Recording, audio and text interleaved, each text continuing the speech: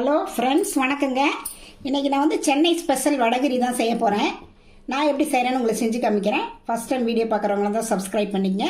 பக்கத்தில் இருக்க பெல் பட்டனை கிளிக் பண்ணிங்கன்னா நான் போடுற வீடியோலாம் உங்களுக்கு உடனுக்குடன் வந்து சேரும்.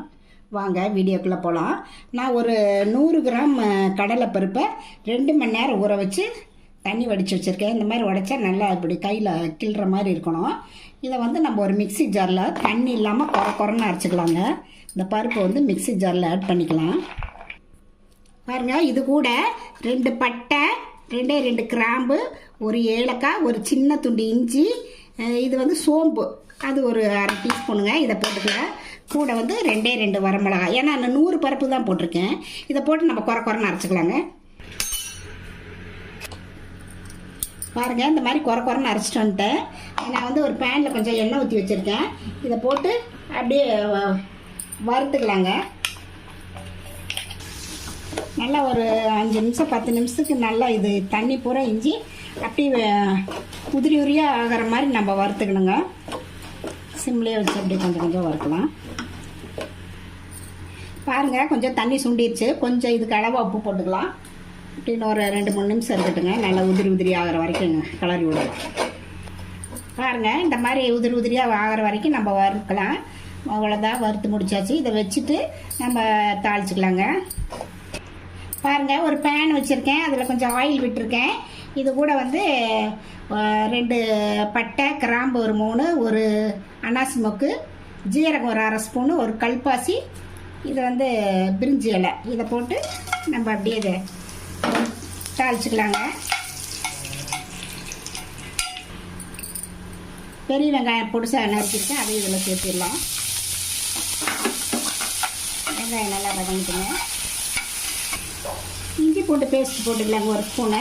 நல்லா பச்சை வாசனை போகிற வரைக்கும் வதக்கிக்கலாம். பச்சை மிளகாய் 2 சேர்ந்து நல்லா வதங்கிட்டுங்க. தக்காளி, பெரிய தக்காளியாக 1, அதை கட் பண்ணி வச்சுருக்கேன். அப்படியே இது கூட சேர்த்துக்கலாம். இதுக்கு அளவாக கொஞ்சமாக போட்டுக்கலாங்க. இது கூட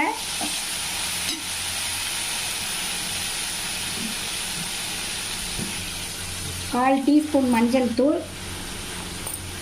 மல்லித்தூள் வந்து 1 டீஸ்பூனு, மிளகாத்தூள் வந்து அது 1 டீஸ்பூனுங்க. ஏன்னா பச்சை மிளகாய் போட்டிருக்கோம், அதனால் இது நல்லா எண்ணெயில் நல்லா வதக்கட்டுங்க. மசால் வாசமெல்லாம் போட்டுங்க. மல்லித்தூள், மிளகாத்தூள் வாசம் இதெல்லாம் நல்லா வதங்கிட்டோம். பாருங்கள், இந்த மாதிரி நல்லா எண்ணெய் பெரியறப்ப நம்ம கொஞ்சம் தண்ணி ஊற்றி ஒரு 5 நிமிஷம் கொதிக்குதுங்க.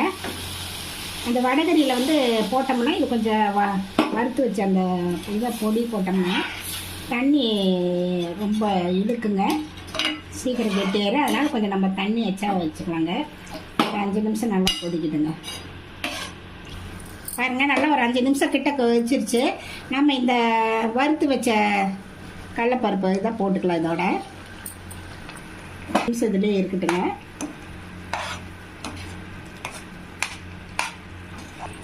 கரம் மசாலா ஒரு 1/4 டீஸ்பூன் போட்டுக்கலாங்க.